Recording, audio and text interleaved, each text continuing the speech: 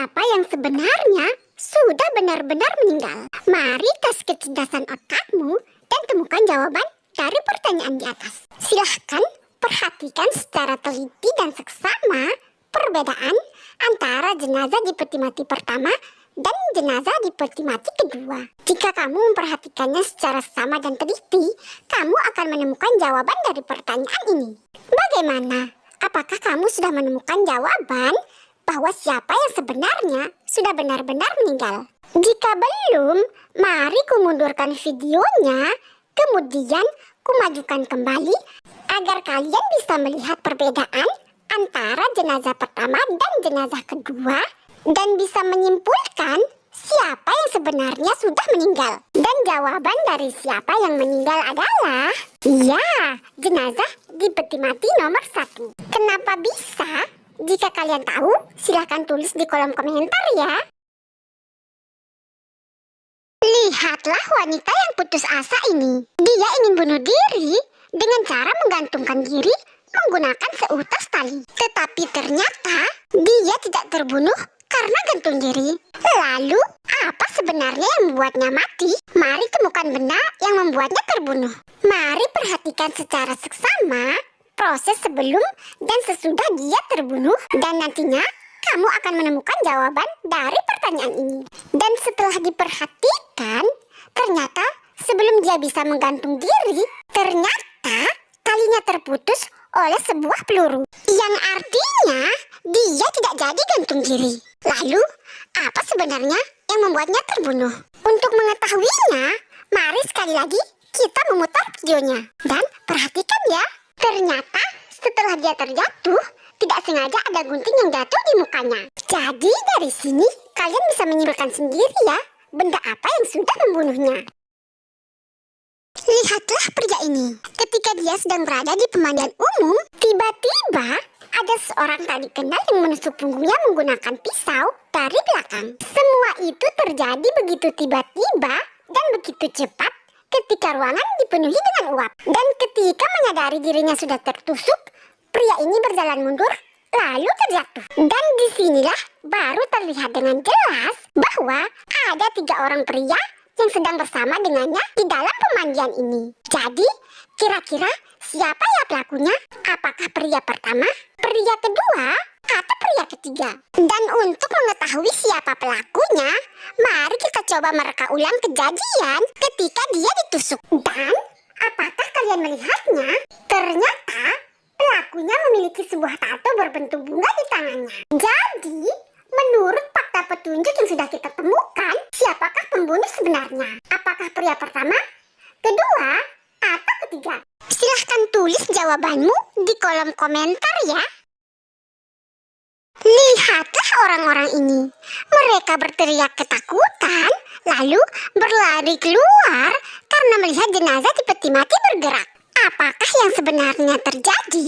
Dan apakah mungkin orang yang berada di dalam peti mati ini hidup kembali? Dan untuk mengetahui jawabannya, mari kita reka ulang kejadian ketika jenazah ini bergerak. Lalu, mari perhatikan secara teliti dan seksama ya. Maka kita akan menemukan jawabannya. Dan lihatlah, ada sesuatu yang mencurigakan di dalam peti mati itu. Dan untuk mengetahui ada apa sebenarnya, mari kita cek ke dalam peti mati. Dan ternyata di dalam peti mati ini ada seekor tikus yang sedang bermain sambil menggerayangi jenazah ini. Dan setelah kita mengetahui fakta yang sesungguhnya, jadi menurut kalian apakah jawaban dari pertanyaan di atas? Apakah A, hidup, atau B, mati? Silahkan tulis di kolom komentar ya. Di suatu sore, ketika si suami baru pulang bekerja dan sudah sampai rumah, tiba-tiba si istri marah lalu menuduhnya selingkuh. Tetapi si suami membantah dan tentu saja mengatakan tidak. Jadi, siapakah yang harus kita percayai? Untuk mengetahui jawabannya, mari kita reka ulang kejadian sebelum si suami sampai di rumah. Dan mari perhatikan secara seksama dan teliti ya, agar kita bisa menemukan jawabannya. Dan lihatlah, ada bekas kecupan di leher si suami.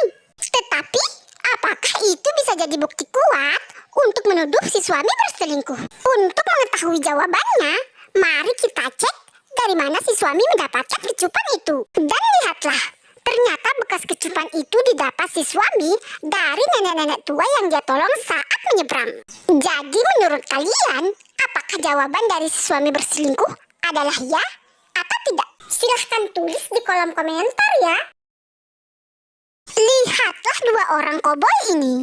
Mereka akan beradu tembak untuk membuktikan siapa yang paling kuat. Dan ketika mereka sedang bersiap-siap untuk mengatur jarak menembak, tiba-tiba sebut saja koboi pertama ditembak dari belakang. Lalu, apakah kira-kira koboi kedua melakukan kecurangan untuk memenangkan pertandingan ini dengan cara menembak si koboi pertama dari belakang? Tetapi kita tidak mempunyai bukti yang kuat untuk menuduhnya. Jadi, untuk menemukan jawabannya, mari kita mencari sebuah bukti dengan cara memeriksa tempat kejadian. Dan lihatlah, di belakang si koboi kedua, ada orang lain yang sedang memegang senapan. Apakah dia pelakunya? Mari kita telusuri fakta sesungguhnya. Dan ternyata, inilah fakta sesungguhnya. Jadi menurut kalian, apakah koboi kedua ini berbuat curang atau tidak? Silahkan tulis jawabanmu di kolom komentar ya. Serta berikan alasan yang logis untuk jawaban itu.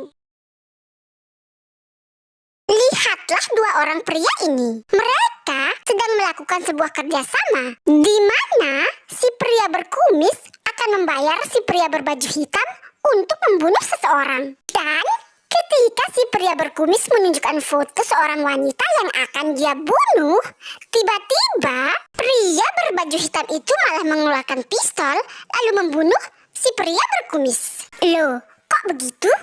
Sebenarnya apa yang terjadi? Untuk mengetahui jawabannya, mari kita mereka ulang kejadian ketika si pria berbaju hitam menembak agar kita bisa mengetahui jawabannya. Dan lihatlah, ada sesuatu yang bersinar di leher pria berbaju hitam. Apakah ini jawaban dari pertanyaan kita?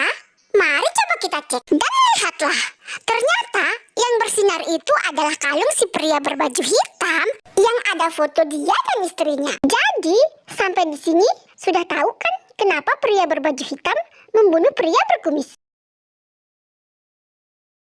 Lihatlah keempat orang ini. Salah satu di antara mereka adalah seorang penjahat yang sedang menyamar. Dan menurut kalian, siapakah penjahatnya? Apakah orang pertama, orang kedua, orang ketiga, atau bahkan orang keempat? Jangan sampai kita salah menangkap orang ya. Jadi, mari kita cari cara yang tepat untuk bisa menangkap pelaku sebenarnya. Dan mari kita mencoba menemukan penjahat sebenarnya dengan cara menurunkan suhu ruangan. Namun ternyata cara itu tidak berhasil. Lalu, bagaimana jika dengan menaikkan suhu ruangan? Apakah bisa berhasil? Mari coba kita lihat. Dan lihat, apakah yang terjadi ketika suhu di ruangan ini dinaikkan? Apakah kalian sudah bisa menemukan siapa pelaku kejahatan sebenarnya? Jika sudah, lalu siapakah penjahat yang sebenarnya? Apakah orang pertama, orang kedua, orang ketiga, atau orang keempat? Silahkan tulis jawabanmu di kolom komentar ya. Lihatlah pria tua ini. Dia ditemukan dalam keadaan sudah meninggal di dalam kereta api. Lalu, apakah yang sebenarnya sudah terjadi?